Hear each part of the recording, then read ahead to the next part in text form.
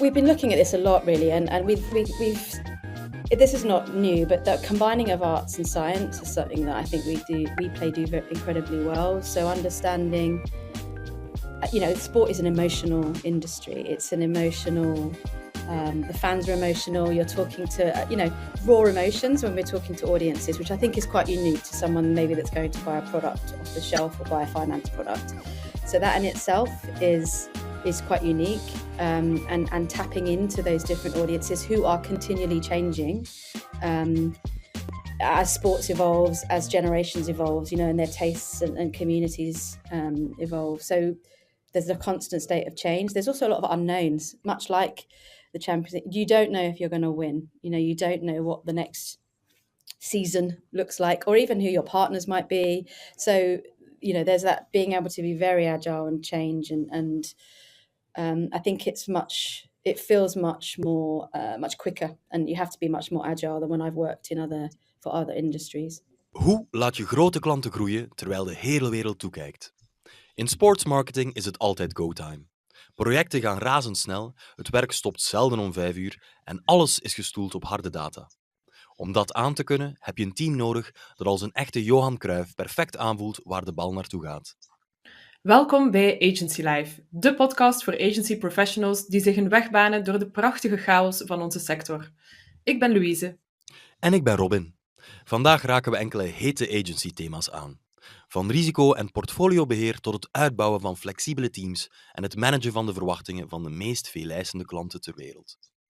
Onze gast vandaag is namelijk Sharon Bennett, Head of Client Services bij WePlay, een growth marketing agency voor topmerken in de sportwereld, zoals de UFC, AC Milan, Paris Saint-Germain en de FIFA. Sharon's rol? Van die grote namen duurzame klanten maken. Sharon heeft meer dan 15 jaar ervaring en ze werkte mee aan wereldwijde events zoals de Olympische Spelen en het WK Cricket. Vandaag helpt ze WePlay om slim te schalen, duurzaam te groeien en zich staande te houden in een onvoorspelbare sector. Wat kunnen agencies zoal leren van de frontlinie van sportsmarketing? Hoe bouw je waardevolle relaties op wanneer alles supersnel gaat en je publiek heel emotioneel betrokken is? Dat zoeken we vandaag uit. Welkom bij Agency Live.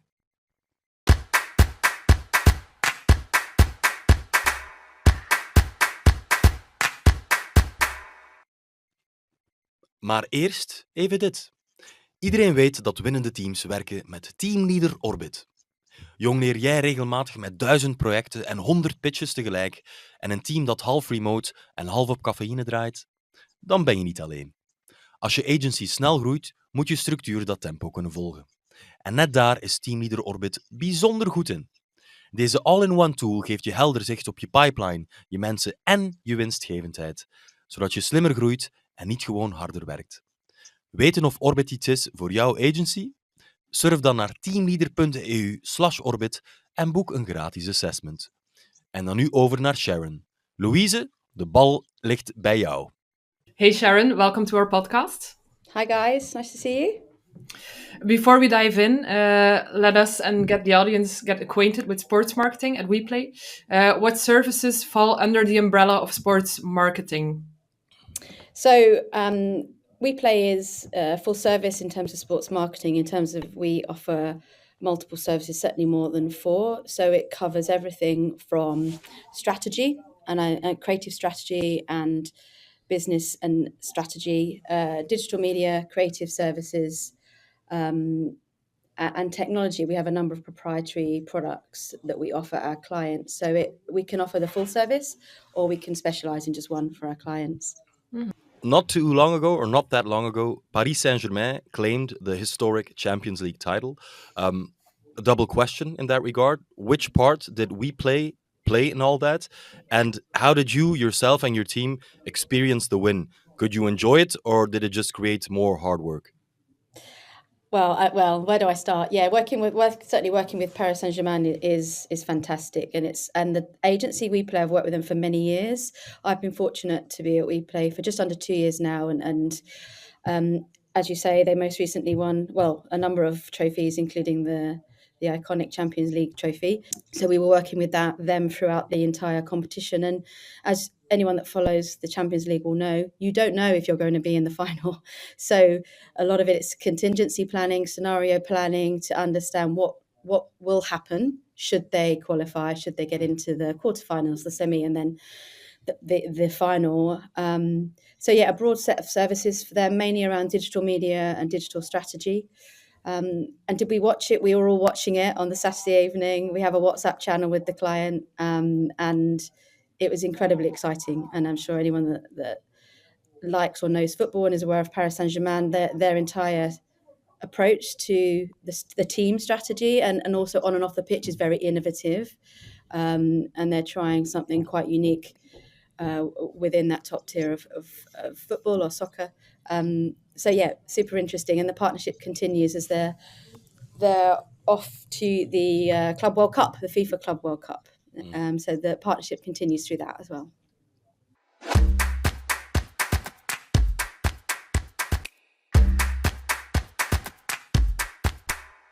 What, according to you, makes a sport marketing agency different from product marketing or another type of agency? Do you know, I think we've been looking at this a lot, really, and we've this is not new, but the combining of arts and science is something that I think WePlay do incredibly well. So understanding, sport is an emotional industry. It's an emotional. The fans are emotional. You're talking to, raw emotions when we're talking to audiences, which I think is quite unique to someone maybe that's going to buy a product off the shelf or buy a finance product. So that in itself is quite unique, and tapping into those different audiences who are continually changing as sports evolves, as generations evolve, and their tastes and communities evolve. So there's a constant state of change. There's also a lot of unknowns, much like the Champions League. You don't know if you're going to win. You don't know what the next season looks like, or even who your partners might be. So, there's that being able to be very agile and change. And I think it feels much more, much quicker, and you have to be much more agile than when I've worked for other industries. Do you feel that the expectations are higher? Because, when you work for Paris Saint-Germain, everybody is looking at you.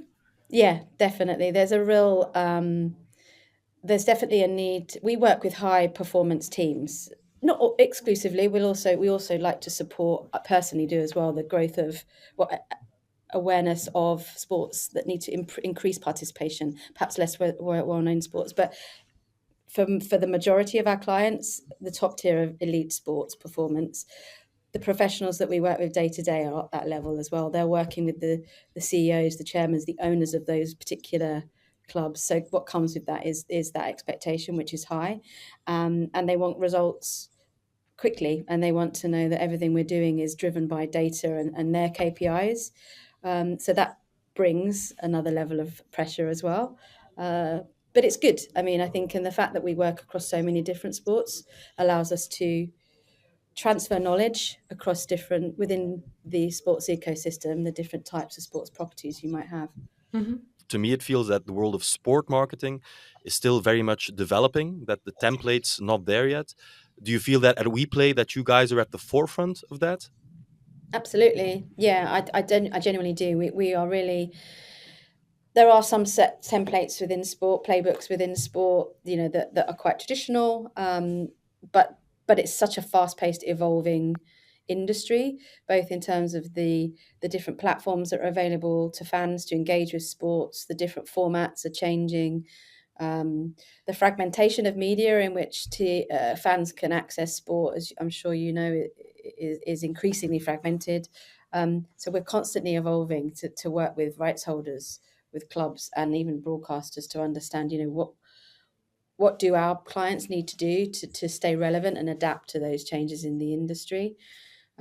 Sports consumption is changing a lot, and hence the work we're doing within gaming or esports platforms is also an interesting area to talk to new fans, and some of those playbooks are very new, if not written yet, and being tested, really. A lot of what we do, we're very, where we can with clients, we do encourage that sort of test and learn approach so that we can if possible, see how things perform, but not be afraid to shift, and if they're not working, into a slightly different approach and strategy. So yeah, I certainly think that we are leading in some of those areas for sure.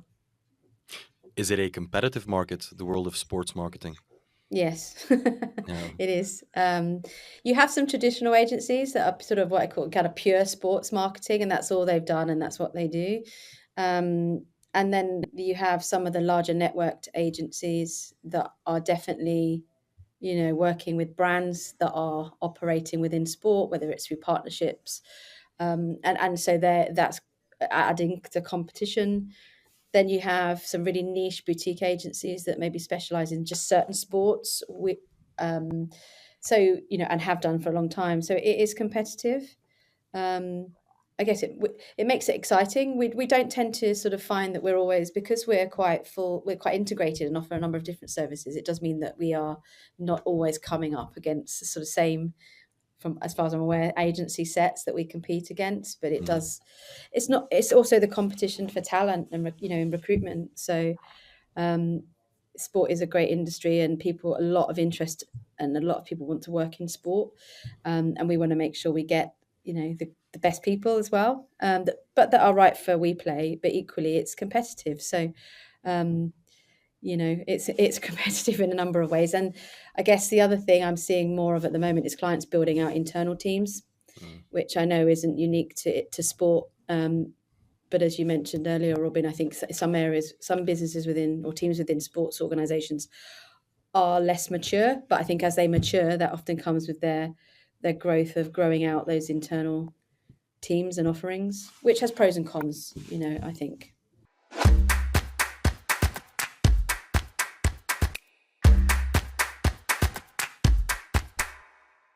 Well, let's shine a light on you specifically, Sharon, for a second, because you are currently leading client services at WePlay, working with some of those biggest names in global sport. But how would you yourself describe your role? What is it that you do on a day-to-day, week-to-week basis?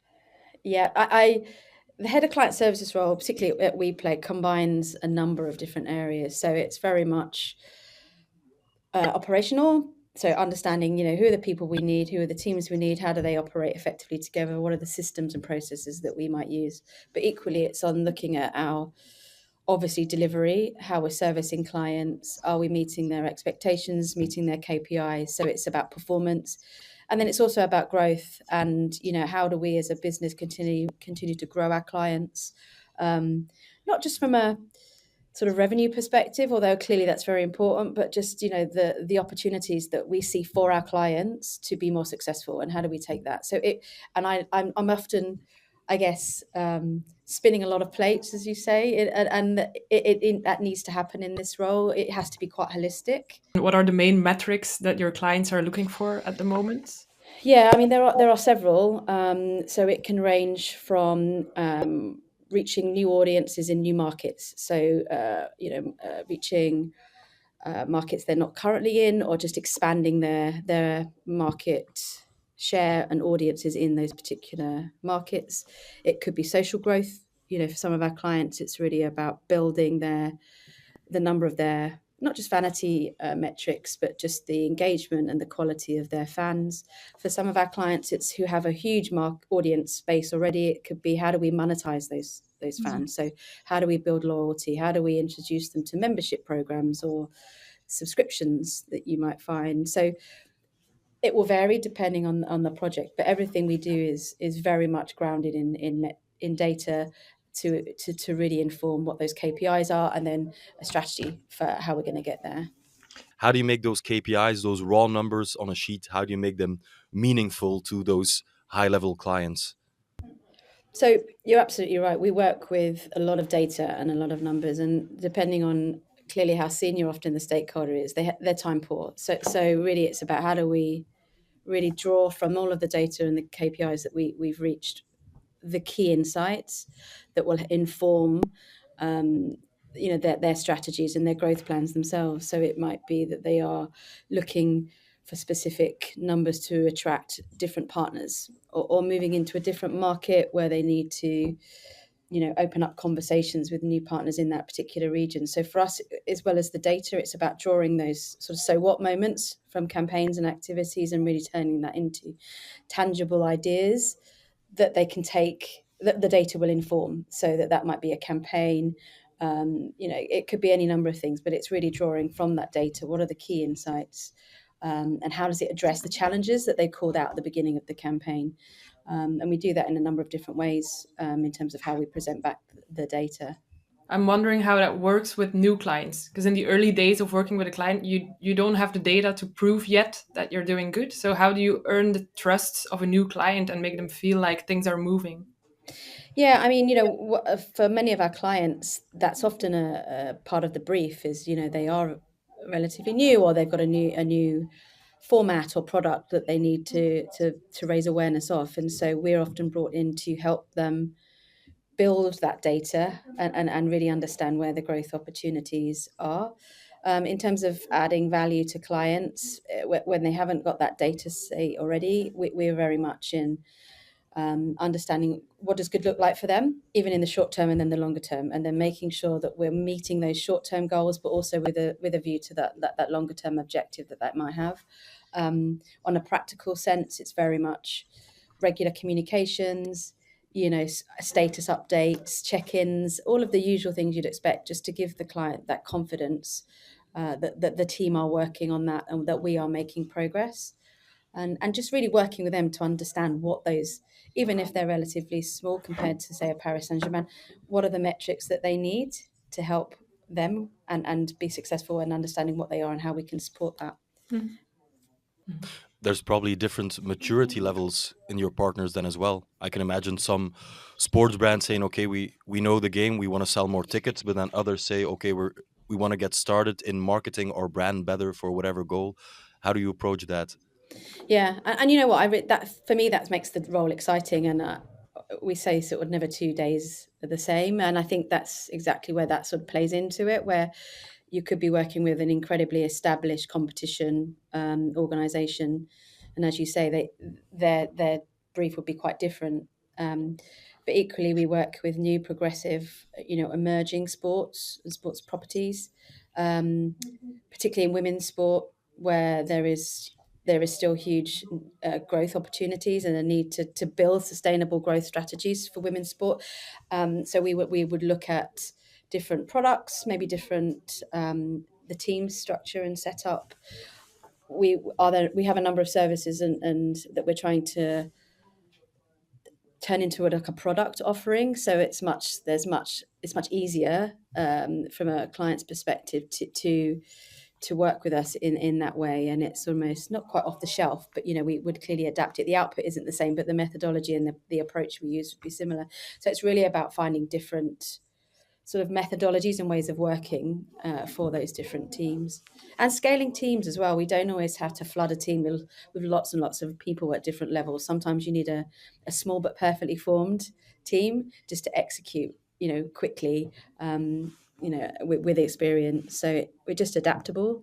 Do you personally prefer working with the big established competitions or setting up a new emerging club for success? Oh, that's a good question. I think for me now, the exciting is perhaps some of these new emerging sports or sports that need perhaps more help, in terms of, and not just because they're new, and they don't have the current fan base. So that's probably for me a bigger challenge. It doesn't necessarily have the profile and the news headlines such as the Champions League winners, but it still is an interesting challenge for us, and one that I find really interesting when I'm talking to clients, particularly if it's a new client or even a pitch scenario, is that we do have that flexibility and understand that just because we work with some of the top tier sports, we're very mindful of what needs to happen and the opportunities for new sports or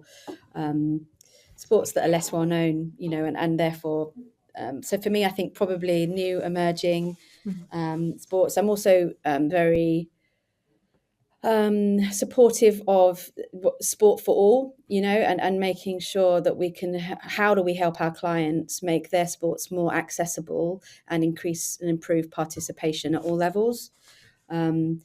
not everybody has the luxury of being able to play or train for certain elite sports, but sport is for all. So how do we make sure it's accessible? And that can come down to campaigns and messaging. And so I'm probably on that side, but don't get me wrong, I do enjoy being part of a winning team like Paris Saint-Germain.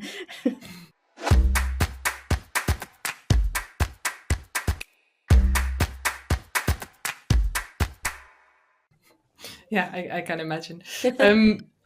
Let's go back to this productization of your offering. Can you maybe give an example of how that works? It's really where we work, mainly in the digital media space. I think there are opportunities where, without compromising on all of the smarts and the creative and strategic thinking that goes into a campaign or an authoring, there are, I think, ways that we can develop, or that we are looking at,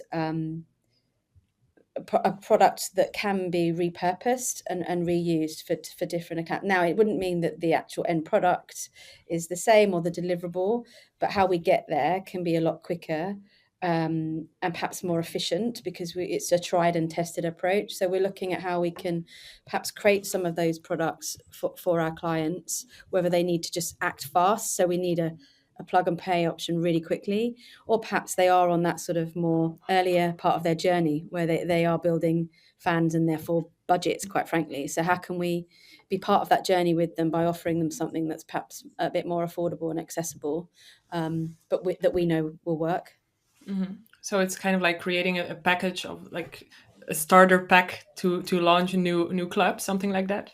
Yeah, exactly. And there's so many different options. Like one thing we are looking at, and something I'm leading, is how can we help women's sports? Now that could be developing a toolkit for your marketing strategy. So it's a sort of, what are the things you need to include? How can we help them? What can we template for them? And that could be community outreach. It could be, launching of new players and the new kit. There are different moments within the sporting calendar that I think we could develop more affordable or accessible products that we can give to those particular sports that really need support from agencies to sort of raise their game.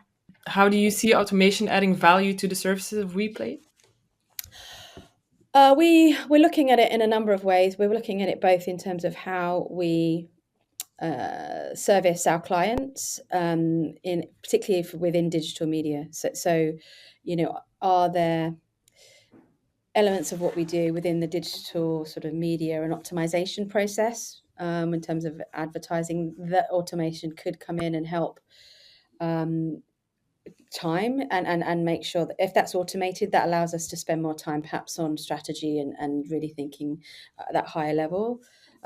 Equally, because of what we do, and it's so data driven, we have a lot of dashboards, as you'd imagine, for reporting. So clearly automation for that is a key area, and giving our clients just real time access to their performance and data. We're working on a number of internal products ourselves that we'll be releasing soon that really give our clients the benefit of those automations, so they can come in and look at real-time performance of their campaigns, and perhaps revenue if they're selling tickets. So automating that. I'm also thinking about it from more of a operational perspective. So, what are the automation tools that we could use in terms of project and product delivery, assigning from a project management methodology? Are there ways we can make that more efficient using automation or AI? So yeah, exploring options. Clearly, there's so much of what we do does rely on, thankfully, people and emotional connections and lived experiences. So for us, it's going to be how do we blend the both to give our clients the best outcome.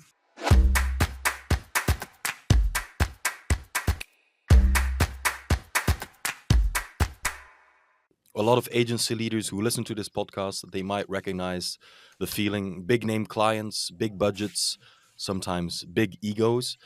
What's your philosophy for managing those kinds of relationships? I think, well, first of all, I think, for me personally, I have an ethos. You're only as good as your team, okay? And bringing in the right people that have the right fit with our agency, but also our clients is a priority for me. So, constantly thinking about, the clients that we're dealing with, like you say, some of them, they don't have too big of egos, some of them do, but, and who will be what's the right team dynamic to work with those clients. I think I've talked a lot about, the early stages of the client relationship and building trusted relationships, quite transparent I think if you can start there, then you can handle some of the different sort of egos and different characters that you might come across. We also try to make sure that I spoke about the kind of makeup of the team, depending on the client and the chemistry and who we're working with. That would inform how I structure the team. And so we always make sure that there's a member of the SLT that's available, that can be involved in the client relationship depends on which level we need, but that will be available, whether it's an escalation point or a once a quarter check-in. They would have a senior member of the team, but equally making sure that we've got the right dynamic, the right chemistry of people within the team to service our clients is super important. The chemistry and clients need to feel that we're as invested as they are in their business, and that's not unique to sport. But I think with sport being such an emotional, changeable industry, I think I know that if they feel they've got a team from WePlay that are on their side, on the bench with them, then we see that we can handle egos. I can imagine for the big shot clients, the expectations are really high, the opportunities maybe as well, but it's maybe not for everyone to work for these high stakes clients. How do you manage that internally? Do you have people who work mainly on the emerging brands and then other people who work on the bigger clients? At the moment, I try personally with the team not to. Clearly, a client needs a dedicated core team that they know and they work with regularly. But I'm very keen and try to be as proactive as to make sure members of the team get the opportunity to work with clients that they're interested in.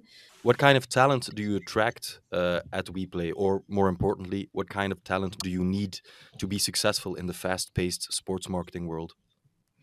So in terms of what kind of talent we need, the sport, as you know, is not 9 to 5, as we've touched on. So we're looking for people that, generally understand and are passionate about sport, for one, because then if they are, they'll understand the industry and the ways in which we'll need to work. Potentially that's evenings, it could be weekends. So just people that might need to understand that. We're fortunate to be approached by a lot of people. So we're really, we like proactivity. We like people that come with ideas, that ask questions, that perhaps challenge what we're doing, but also take themselves outside of their comfort zone, because it's so changeable and we need to be agile.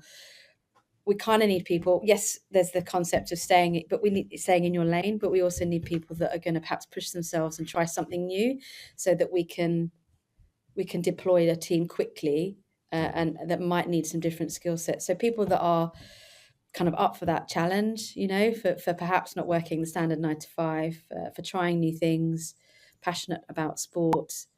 I think the data side and being quite analytical is important at WePlay. So much of what we do is based on data, and data and KPIs for our clients, so people that understand that. But equally, we have a creative side of our business. So I'm always looking at that. For me, people that understand both the creative, the arts, and the science of what we do is really important. That doesn't seem like an easy job. So No. I'm wondering, is there room at WePlay for juniors for learning on the job, or is it more of a Premier League environment where only the top players can survive? No, definitely not. Quite the opposite. We're really keen on bringing in new talent that's people that perhaps it's their first job, or even second job, but just have those sort of unique traits and enthusiasm and energy that when we're speaking to them, you kind of instantly know if they're going to work well within the environment of WePlay. We have a nice cross section of levels and hierarchy on accounts. We're very much driven by respect and bringing in and mentoring and educating and training newer people in the business. Okay, let's turn it around and focus on the client for a bit. We hear in our conversations that client expectations have sometimes, in a negative way, expanded. That clients will often send like a WhatsApp late at night asking for an update on some sort of project, and that C-levels at agencies have to push back on that. I could imagine that perhaps happening at bigger sports clubs or organizations. Or am I wrong, Sharon? No, you're right. You're right. We do. As I said, as part of people that want to work in sport, it kind of comes with the territory to a point that there is a desire, a need to be not always on, but being aware of the cycle of the client. And Yep. we at WePlay, we work with global sports brands, sports clubs. So, in fact, our two top markets currently are UAE and the US. So, that comes with the time zone considerations. And so, whilst I wouldn't expect our team to be addressing things late at night, there might be and there might be a need to be responsive during hours that aren't necessarily 9 to 5. What we look at is what that expectation might be based on the project or the campaign or the season. And it might be that we introduce a slightly different working model, like a rotational team. We have colleagues in different markets that helps with time zones, making sure that as part of that onboarding phase, we sort of establish ways of working, rules of engagement, we call it, so we know how we're going to work best together and what might be needed, and giving ourselves time to sort of structure a team and a way of working that supports the sports industry or that particular client that we're working with. But I find if you can be collaborative and talk to the client, generally they're understanding and that we can build out a scenario or an approach or a structure that works for both of us. Have you ever had to reset expectations with a high-powered client? Did you ever have to send a message to like a Saudi sheikh saying, "Sorry, we can be available 24/7"?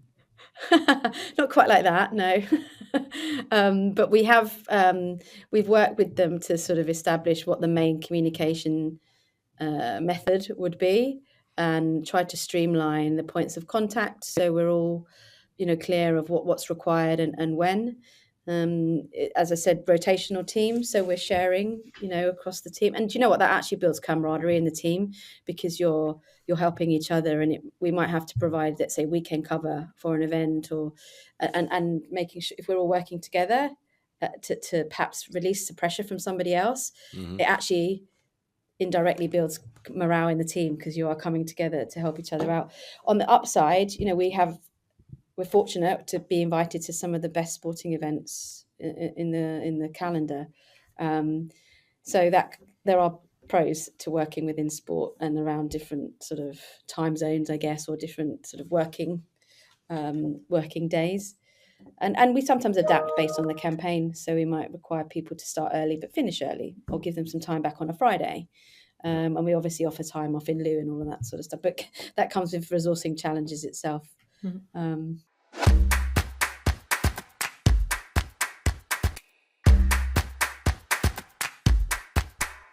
As we all know, sports and entertainment works in sprints, big championships, World Cups, short windows of massive volume. How does that impact your portfolio and the predictability of your work?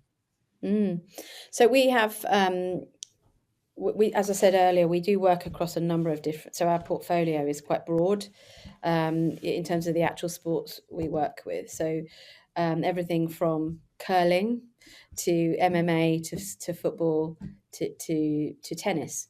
So it's good that we have that broad spectrum of clients in our portfolio that have different seasonal diaries and schedules. And that gives us some predictability based on the seasons and when we know what will happen and when. We offer within those different sports portfolios, we offer different services. So again, we know for some of our clients, we have always on retainers, which we know we have in place, whether it's for the year or for 2 years. Then we also have more reactive ad hoc projects and campaigns that come in. So for me and the team, the portfolio being quite diverse, a combination of different services and sports clients gives us that is less risk, because obviously we're not just working in football or just working on the Champions League. We've got that sort of security there. I think, if it's very much around an event and a team, let's say, being in the final, that's harder to predict. And mainly we work with clients to develop scenarios on that basis so we can manage team and resourcing accordingly. But they are harder, obviously, to predict, knowing if someone's going to be in the final and what that therefore means. Do you yourself strategically try to build a portfolio with that mix, or did it just sort of happen that these differences are there? No, I mean, I think initially we've been very strong, I think, historically in football, and that's over the last sort of, I think, 11, 12 years that the WePlay has been established, which is quite, has really grown to sort of a much broader portfolio, which is intentional. So really looking at, what do we do in mass participation sports, and so one of our big clients is Ironman, and therefore what, from that learning and knowledge, how can we add value to other clients in that particular sector? What we do for some of our MMA clients, biggest one being obviously UFC, what can we learn from that, and to approach different sort of properties in that particular space. So there's definitely targeted strategies to grow within a specific sport, and then within the sports, obviously it's looking at the different formats and the changes that we're seeing within sports, and how can we cross fertilize what we know across different sports. So what happens if you look at your portfolio and you see, well, we have a lot of football clients, for instance, so maybe not a good idea to have more football clients, but diversify a bit. But then a big club comes knocking on your door. Will you then say no to that club because it might create a risk in your portfolio? I suspect not. I don't think we would obviously assess the risks as part of the qualification process. We're fortunate we don't have an over-reliance on any one sport at the moment. So should that scenario of a big club in any one area come, it wouldn't cause us major concerns. And that's an ongoing exercise of just reviewing that with the senior leadership team, just to make sure that we do have a solid cross-section of sports. But certainly if a huge club came knocking, I don't think at this point we'd need to say no. How important is brand equity and opportunity in your client selection? Will you sometimes take on or continue a client relationship where the profits aren't huge, but it might be really good for the WePlay brand? Yeah, look, I mean, we're an agency. We're around 40 people, so we're relatively small, but perfectly formed, I like to say. And working with some of these big clients does give us incredible credentials and case studies that we can use to help grow our business and hopefully bring value to broader cross section of clients. And yeah, like any client, we have portfolio brands that we work with that we know bring attention and perhaps position us as a top tier, an agency that can work with these top tier clients. Equally, the smaller brands that we work with or clients that are new or progressive and new they come with their own challenges and unique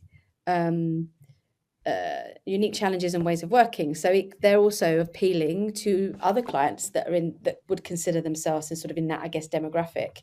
So that having that range, I think, is really important. But brand equity it's important to clients, therefore it's important to WePlay. You mentioned contingency. There's a lot of ifs and buts in the world of sports marketing. Now, coincidentally, we recently had a podcast guest who was talking about making a video with his advertising agency for when his team won the championship, but then they failed in the last minute and all of that expensive work had to be stuck in a drawer somewhere. Is that something you've experienced yourself? And how do you deal with that volatility? To be honest, I haven't. I mean, we would try and be very open and honest with the client. If they are asking us to do something that may or may not happen, we still need some security in terms of we have a team deployed on it. We're spending time and resource, on this job. I don't think it's fair of a client to expect if it doesn't happen, they don't pay you. I have been involved where perhaps some of the work we've done hasn't been launched, which is equally quite deflating, but it does happen. But certainly, I think managing that scenario where you're not actually doing something that you wouldn't therefore be either paid for or remunerated for in some way. It might be that there are different ways. So you might not necessarily, it might not be a payment thing. It might be more you have a credit that the client will give you or an agreement that there might be some additional work or opportunities for you. And I think that's where that having an open, grown-up, honest conversation with the client around that scenario.